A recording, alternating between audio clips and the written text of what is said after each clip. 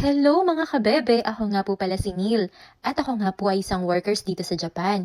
Dati nga po ako magpa-farmers ng 4 na taon sa Kumamoto at ngayon nga po ay sa ospital na ako nagtatrabaho as a nursing assistant. At ito nga po, kakauwi ko nga lang po ng bahay galing trabaho pa at ito na po agad ang sumalubong sa akin. Actually, birthday ko po noong nakaraang araw. At ngayon nga po ay nagpadala ang aking mga kaibigan galing pong Kumamoto. Nagpadala sila sa akin ng regalo. Kaya mga kabebe, buksan na natin to. Ito ay from Erna. Erna. Thank you, Bebe Erns. Thank you, Erns. Ayan, talagang hindi nila ako nakalimutan sa ng regalo. Grabe naman itong mga to. Wow. Dahil mag-winter na, tama-tama ito ang lamig. Thank you, Bebe Erns. Salamat. Sobrang na-appreciate ko. Nag-effort pa kayo. Gumastos pa talaga. Salamat. Ayan. Kay Erna galing. Kung sakto maglalamig na kasi. At ito naman ay, ano to? Be, mukhang ano to, napkin to ah. Isang taong supply ng napkin. O diaper. Ganito yung mga diaper dun sa, sa hospital eh. Saan yung dumping ko? Dahan-dahan kasi pagbukas niyan. Ba? Ano ba? Ito po yung regalo ni Bebe Erns. Ayan. Ayan. Ito naman po ay kay Bebe Ems.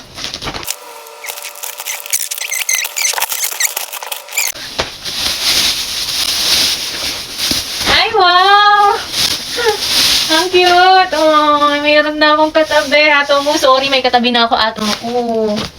Nasa kanya si Bebe Neil. Nasa kanya si Bebe Emmeline. Wow, ang cute naman. Hanggang gusto ko yung kulay yung nagustuhan ko.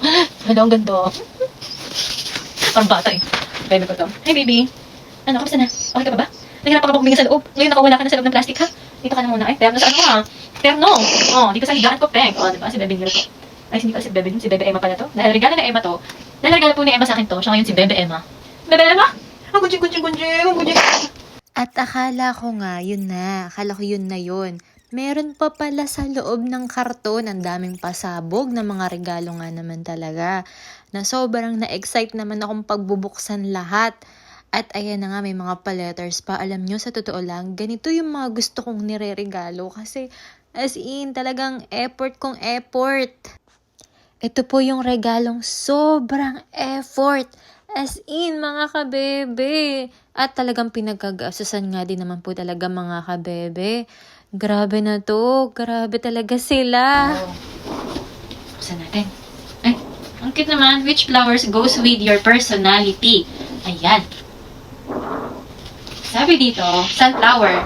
You are beaming with energy and positivity. You bring joy to anyone you encounter. Sad days suddenly turn into a happy ones whenever you're around.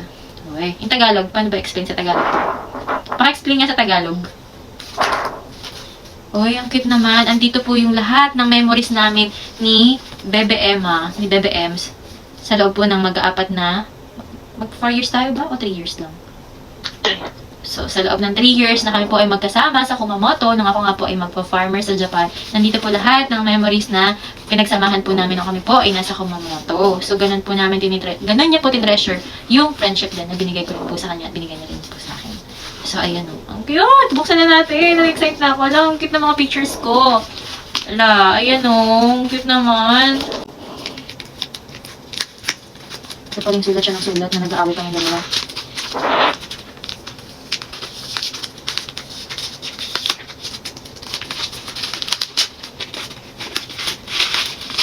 Wala, dami naman pa-surprise nito. Ay, wow, ang cute. Ay, meron akong panggala, oh. Ang cute naman. Meron pa yan. Dito ata sa kabila siya kasha. Ayun, kasha dito. Gala. Meron pa ba ito? Ay, meron pa pala. Hindi ko pa maitapin, meron pa pala.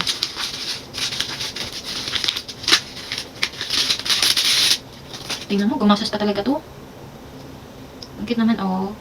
Necklace, bracelet, and ring. Yan, ang cute naman. Isang set na siya. Naku mga kabebe, alam nyo, sobrang na-shocks talaga. As in, shocks na shock. As in, gulat na nagulat ako sa laman nito. Hindi ko expected to mga kabebe. Kasi actually, wala ko masyado mga print na mga pictures namin. At ayan nga, talaga naman nagpa-print ng mga pictures, saktong-sakto naman din po talaga mga kabebe. Ito yung mga memories nung kami po ay magkakasama sa Kumamoto. Madaming pa-print yan. Oo nga. Yan. Ito Tapos may mga quotes na nakalagay. Hala, ang ganda naman. natin may i-anin ka na naman. Content yan. Contact na naman yarn. Ang cute nga, Hala, ang ganda-ganda ko naman sa mga picture na to. Parang hindi talaga sa person. Ang cute. Yeah, nag-picture na. Iko-content na niya yan. Your smile has always been my course of energy and optimism. Happy birthday. Sana may Tagalog na naiintindihan ko to. Joke lang. Ay, ito yung first birthday ko na wala pa siya. Mas maganda nga yung Nag-importante. grabing effort yarn. Sana Sabi ko nga sa kanya, first time ko kayang may ganito nagbigay sa akin ng mga ganyan. Alam mo, sa totoo lang, be, si ate Emma mo lang gumagawa sa akin ng mga ganito. Sobrang nakakatuwa kasi ang daming pasabog. Meron ng parilo, may pakwintas, may pasingsing, may pasingsing ulit, may pakwintas ulit. Grabe, as in. Sabi, hilain ko daw yung puso. Ayan, edi hilahin ko si puso. Ang dami naman. Ang daming mga papel-papel sa loob. Ay, taray. Taray. May kwintas ulit. Another kwintas. Ang cute naman. Ang dami namang kwintas. Ate Neil, magpapasko na daw kasi kaya mag-Christmas tree ka sa katawan mo. Ang tawag dito, talagang puro ginto Parang inano mo yung business ko Kahit ang layo-layo ko na, talagang nag-effort at talagang sinurprise pa rin nila ako. Lalong-lalong itong friend ko na ito na si Emma. Alam niyo kasi nakasanay na namin na taon-taon na sinusurprise namin ng bawat isa. Thank you, Emma. Sa bigay mo na to. Salamat, Bebe Ems. Ayan, yakap ko na si Bebe Ems. Dahil si Emma po ang nagbigay ng teddy bear na to, ang pangalan ko sa kanya ay Bebe Ems. Ayan. Salamat po. Thank you po sa pa-teddy bear. Tapos, ang dami-dami pa niyang gift. Salamat. Kahit ang layo-layo ko na talagang nag-effort pa din. At gumastos pa. Baka naman, singilin mo ko ng mga pinag-aano mo na to. Thank you. Salamat. Love you. Salamat po. At ito nga po yung friend ko na si Emma na sobrang effort, talagang pinaglaanan niya ng oras yan, mga kabebe. Tignan nyo naman, grabe yung effort na ginawa niya, pinagpuyatan niya talaga to. Kaya pala late siyang natutulog. Ito pala yung pinagkaabalahan niya, mga kabebe.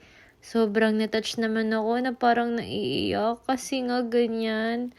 Yung nakita ko talagang pinaglaanan niya ng oras. Sobrang nakaka-touch, mga kabebe. Yung ganitong kaibigan, ito yung dapat tinetreasure na hindi dapat mawala sa buhay mo, mga kabebe. As in, sobrang natouch naman ako. Actually, marami kami magkakaibigan niya na nasa Kumamoto, mga kabebe. At ito nga yung mga memories din namin na andyan. Dadalhin ko po to hanggang sa ako po ay tumanda na. Kasi syempre, pag matanda na tayo, diba? Iba na yung tsura natin. At may pa-vitamins pa nga po siyang pinadala sa akin dahil nga po sa hospital na ako nag-work. At ito na nga po sila. A lot of pretty faces could waste my time, but you're my dream, girl. You make flowers bloom, girl, you make the stars collide. And I don't know what I did to get lucky like this, but it sure feels fine. E a partir desse momento, taca-dinho puro. Let's go! If you're gonna treat me right, I'll take you to heaven every night. But God forbid you leave me by myself, I'll take you to hell, take you to hell. At ito nga po yung trabaho namin sa Kumamoto, mga kabebe, mga magkakamatis po. At ayan po, bukod sa nagtatanim na kami, nag-harvest, ayan, nagpapacking pa po kami. At sila po lahat yan, mga kabebe. Maraming salamat po sa panonood, mga kabebe. Sobrang thank you po kasi naglaan kayo ng oras para panoorin tong video na to. And maraming salamat sa mga friend ko, kay Ernst at kay Emma, na sobrang nag-effort nga naman talaga. Maraming salamat po at sa mga tumulong kay Emma para po gawa niya yung surprise niya na to para sa akin. Salamat po ulit!